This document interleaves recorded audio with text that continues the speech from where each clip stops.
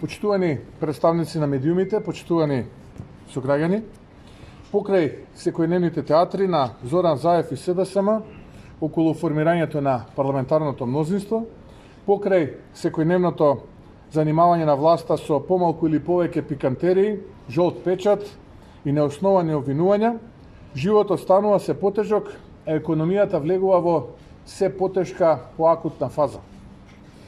Не е најважно колку соопштенија власта ќе пушти дека формира парламентарно мнозинство, ќе се храбри и удира во гради, туку колку проблеми на граѓаните може да се решат. И додека власта ги обвинува граѓаните за повисока цена на струја и ги прегорува дека плаќале повеќе за интернет и телефонија, стотици илјади луѓе живеат со помалку од 50 денари дневно. Повисоките цени на електрична енергија не само што го оптоварува животниот стандард, туку директно ги прави луѓето посиромашни. И бидете сигурни, зад повисоката цена на електричната енергија седат бизнис интереси на семејството на власт, зашто подетално ќе се занимаваме следните денови. Она што вистински загрижува е што владата веднаш по изборите економијата ја доведе во колапс.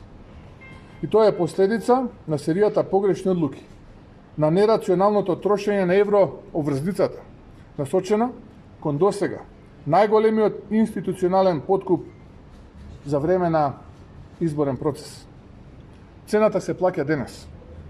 Бизнисот тоне, банкарскиот и финансискиот сектор е пред распад, а власта, целокупната енергија ја насочува кон зачувување на своите фотели и бизнис.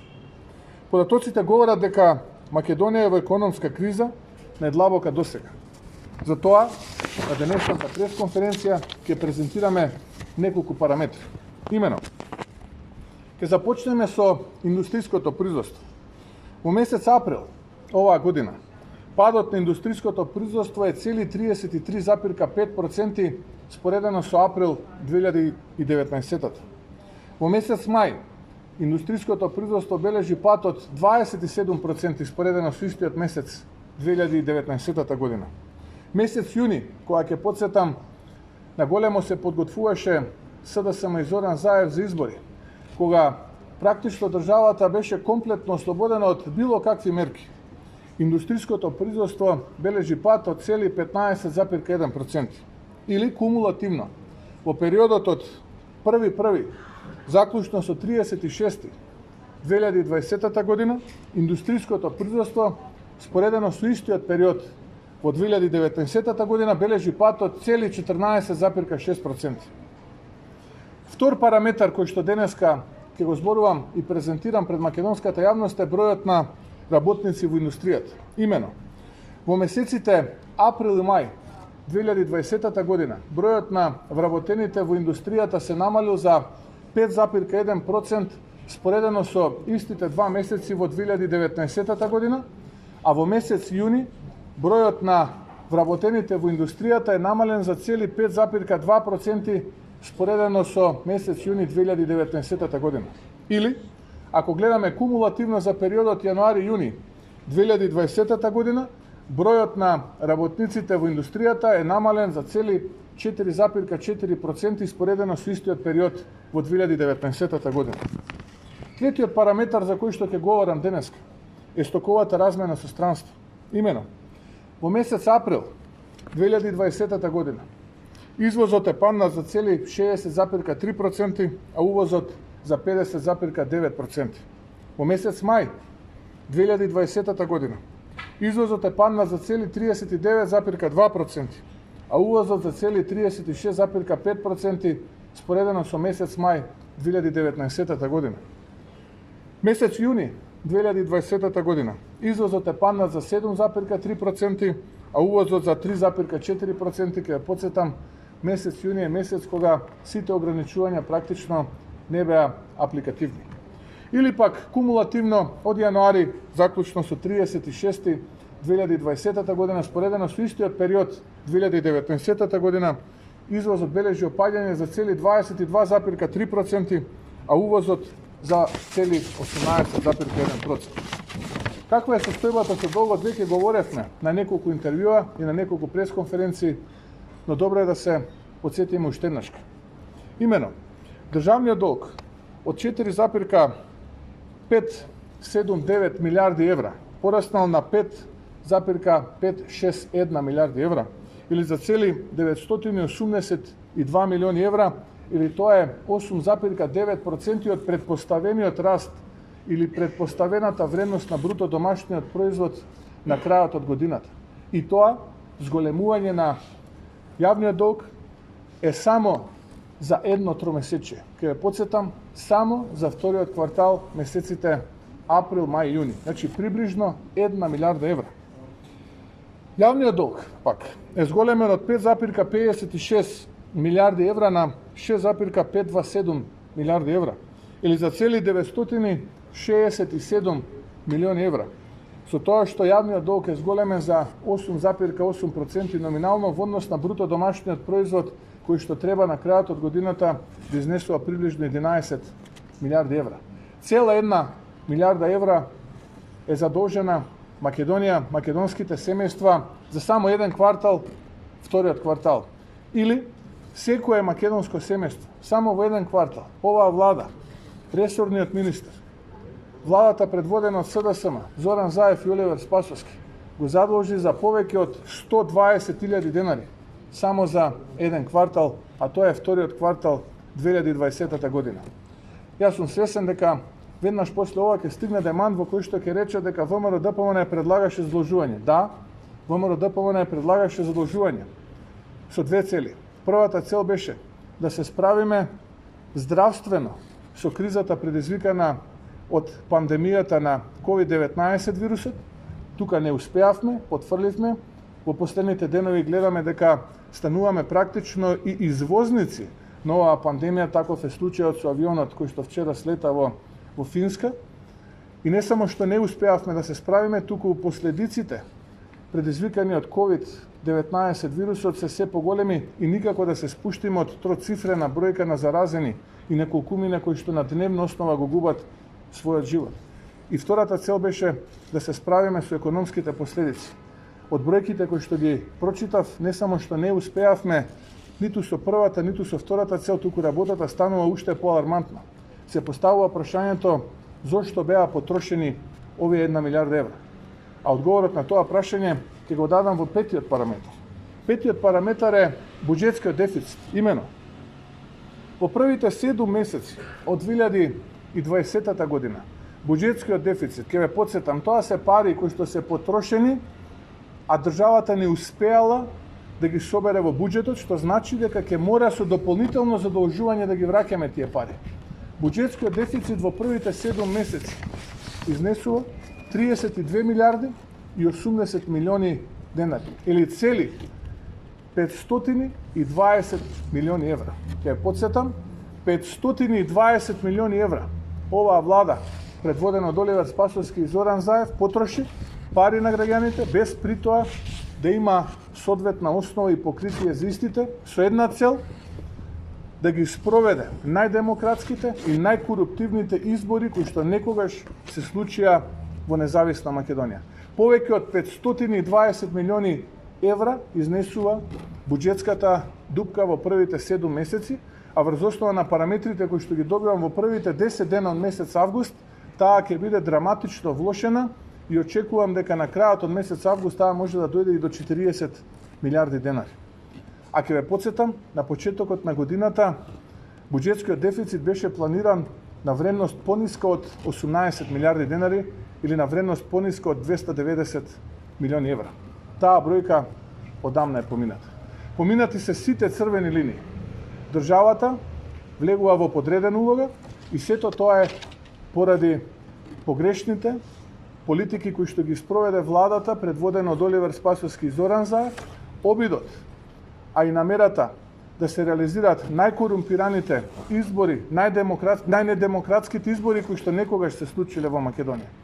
За жал, цехот на крајот од денот ќе го платат граѓаните со тоа што денеска секое семејство во Македонија е задолжено за дополнителни 120.000 денари само во вториот квартал, споредено со ситуацијата која што беше заклучна со првиот квартал 31 март 2020 година. Ви благодарам. Доколку имате прашања, ве молам, повелете, стојам на располагање.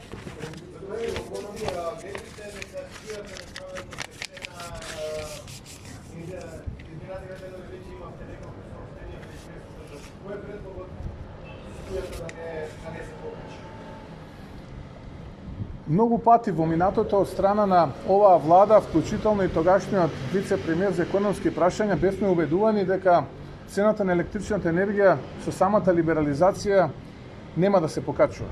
Јас на неколку пресконференции предупредував во спротивното, тоест предупредував дека ова што денеска не се случува ќе се случи, и тогаш нормално бев обвинуван од страна на СДСМ, од страна на владата на Зоран Заев, дека не знам што зборувам, дека не ги познавам работите и така натаму и така натаму. Не изгледа дека сум бил во право. Уште еднаш би сакал да ги потсетам граѓаните дека цената на електричната енергија се формира на начин на кој што енергетските компании наплатуваат за својата услуга. Тука пред се мислам на државните МЕПСО, МЕМО и ЕСМА сегашно, поранешно ЕЛЕМ, за цената на електричната енергија која што ја продава на универзалниот снабдувач, и тука е електродистрибуција која што е приватна компанија, која што е во сопственост на ЕВА на Македонија, и тука е маржата која што ја наплаќа универзалниот снабдувач. Маржата која што ја наплаќа универзалниот снабдувач, замислете, го победил државниот ЕЛЕМ тогашен со пониска маржа и таа изнесува 11,5%. Значи, вкупната сума на пари која што ја плаќаат граѓаните за тарифите на државните компании, МЕПСО, МЕМО и ЕЛЕМ поранешно, сегашно ЕСМ, се зголемува за цели 11,5%. И тоа на крајот од годината, во 2019 година, предизвикала да ЕВА на Македонија има профит поголем од 2 милиарди денари, околу 35 милиони евра. Еве начин како да се намали цената на електричната енергија, односно да не се поскапи. Само треба да се намали маржата на универзалниот снабдувач. Ништо повеќе, ништо помалку. До кога македонските граѓани ќе плаќаат маржа која што е историски најголема во Европа и не е споредлива со многу побогати држави од оваа нашата. 11,5% е премногу на сметка на граѓаните и на товар на компаниите чии што сопственици се граѓаните преку владата која што е доминантен сопственик како МЕПСО и ЕСМ поранешно ЕВА. Поранешно ЕЛЕМ, се извинувам. Дали се разговорите за формирање владино мнозинство? Дали сте разговарале со господинот Али Ахмети за предлогот за Албанец премиер? Со господинот Али Ахмети имавме отприлика едночасовна средба минатата недела во рамките на собранието. На таа средба господинот Али Ахмети ме информираше дека ќе отпочне преговори со СДСМ со изговор дека тоа е партијата која што победила во македонскиот блок. Јас реков дека не се согласувам, бидејќи партијата која што победи кај македонците е ВМРО ДПМН и убедливо победи кај македонците, но во ред, тоа е негово мислење, тој е човек кој што претпоставувам има соодветно искуство на политичката сцена и јас му посакав среќа во преговорите. Тоа беше разговорот кој што на таа тема го водевме со господинот Али Ахмети. Да, искам да се разговарам со ова. Неколку пати питате дека ВМРО победи кај македонци. Зошто? Затоа што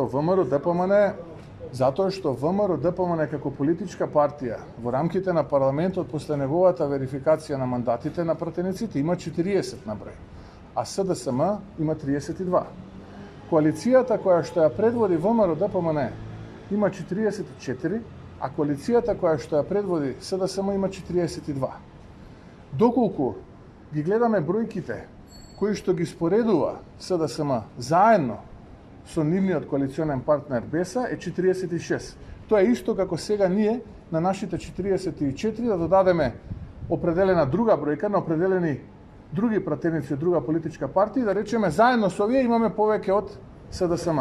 Значи партијата која што е легитимен и кредибилен представник на македонскиот народ, на македонците во рамките на собранието е ВМРО ДПМН со најголем број пратеници и тоа се 40. Добро, викате, сепак коалицијата СДСМ беше пред избор. Исто така, имате бројава колку пратеници имате вие, вашата коалиција која што не се македонци, се гласи, се Срби, се Турци, се така ги рачунате? Па така повторно ВМРО ДПМН ќе има 40, а како коалиција ќе има 43 македонци и 1 срби. Колката од това за има која? Па предпоставувам ќе бидам гостин на вашата телевизија, ќе имаме интервју, вие ќе бидете водител, ќе ми ги поставите овие прашања и ќе може надолго и на широко. На пресконференција ако барате одговор, тогаш може би останатите ваши колеги ќе бидат скратени за можноста да ми постават прашања. Али еве доколку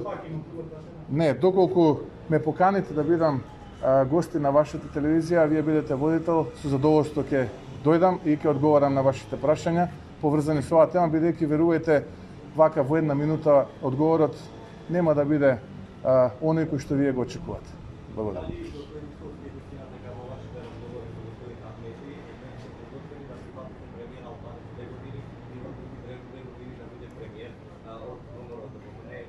Јас во одговорот на првото прашање на оваа тема бев многу искрен и ви кажав што разговаравме со господинот Ахмети на оваа тема. Еве ќе повторам.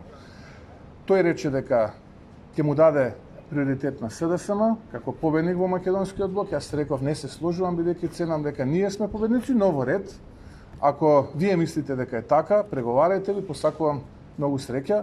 Се поздравивме и тука заврши состанокот, а во претходните 45 минути разговаравме на некои теми сосема од поинаков карактер. Ако разговорите со СДСМ и нема успех, немате епилог, и ако дури точно со вас разговори за можна влада, дали сте подготвени да ја делите премиерската фотелја со други?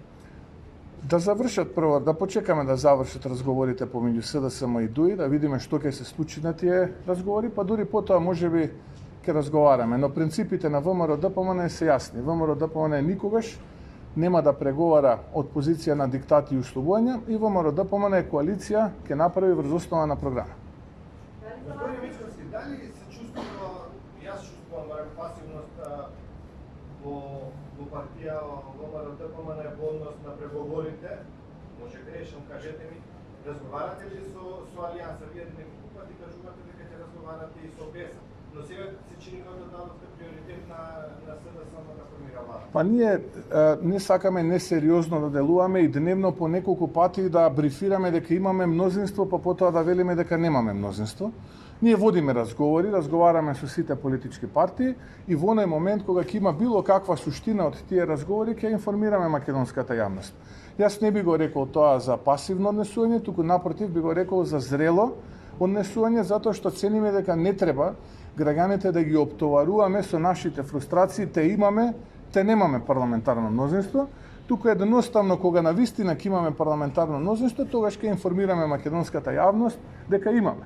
Во овој момент се водат разговори и бидете трпеливи, ВМРО ДПМН ќе информира македонската јавност за развојот на тие разговори со сите оние со кои што разговараме, дали ќе успееме, дали нема да успееме да формираме мнозинство од 61 пратени кои што би поддржале влада во која што би била дел и ВМРО ДПМН.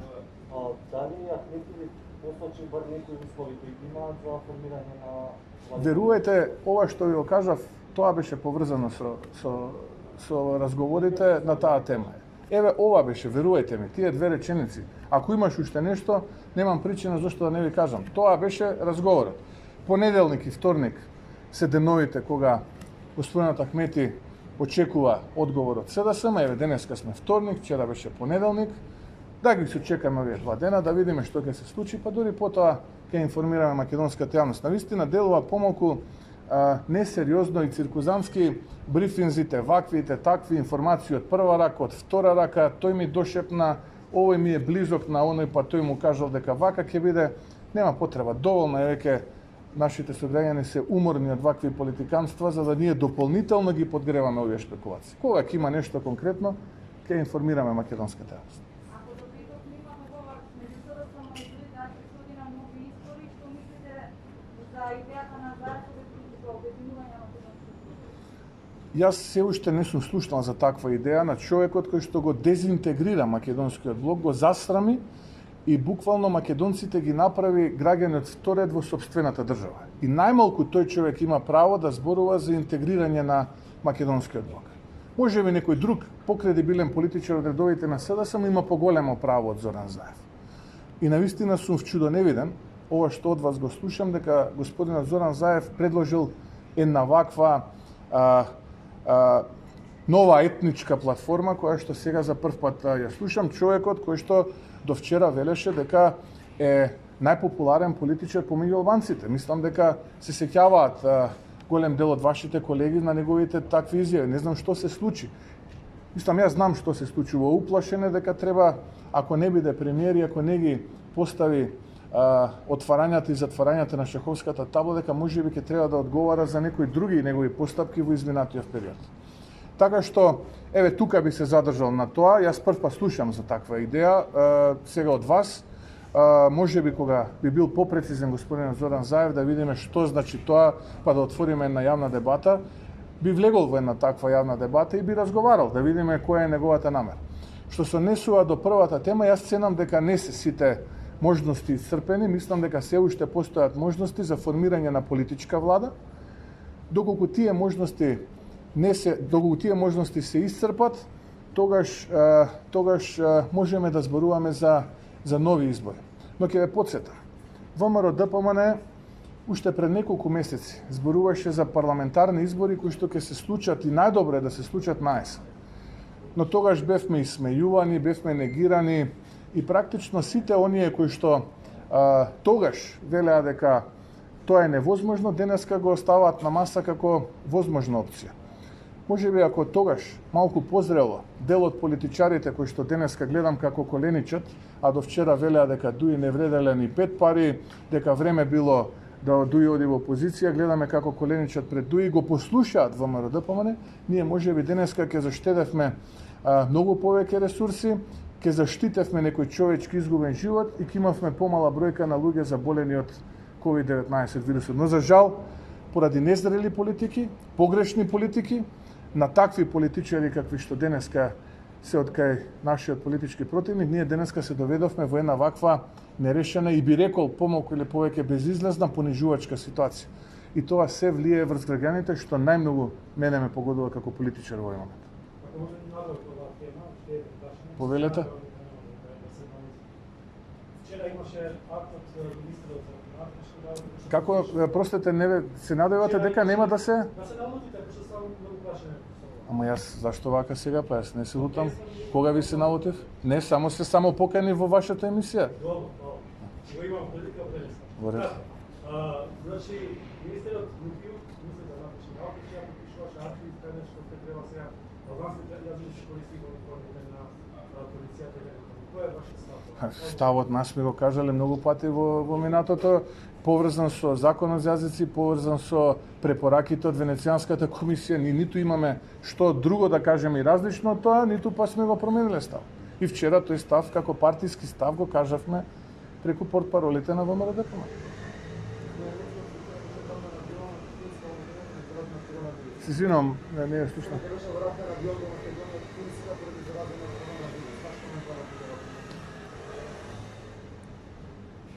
Тажна е ситуацијата. Се сеќавате, не смируваа дека се е под контрола, дека да не се грижат граѓаните. И денеска слушнавме од Министерството дека всушност патниците, мнозинството патници во тој авион биле лица со косовски пасош. Не биле македонски. И тоа било леснителна околност. Македонски биле само 2, а повеќе од 70 биле лица кои што биле со Косово. Па како дојдоа тие лица од Косово тука во Македонија?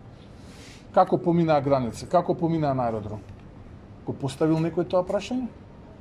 Дали ова е тоа дека ние не треба да се грижиме и секираме? Дали ова е тоа дека работата е под контрола? Две контроли кои што треба да ги спроведе државата. Една на граничниот премин преку кој што овие лица влегле во Македонија, една на самиот аеродром, покажале резултати различни од оние кои што ги покажале аеродромските власти во Финска. Како влегле тие? Директно влегле во авион. Тоа е прашањето. И затоа денеска сме рекордери, и затоа македонските граѓани денеска се во кафес, заклучно со септември, и не можат да патуваат во Европската унија. Овие се тие политики. И нема да ме чуди ако тој кафес продолжи до крајот на 2020 година. Овие се тие политики кои што мора да ги поведе. Ви благодарам.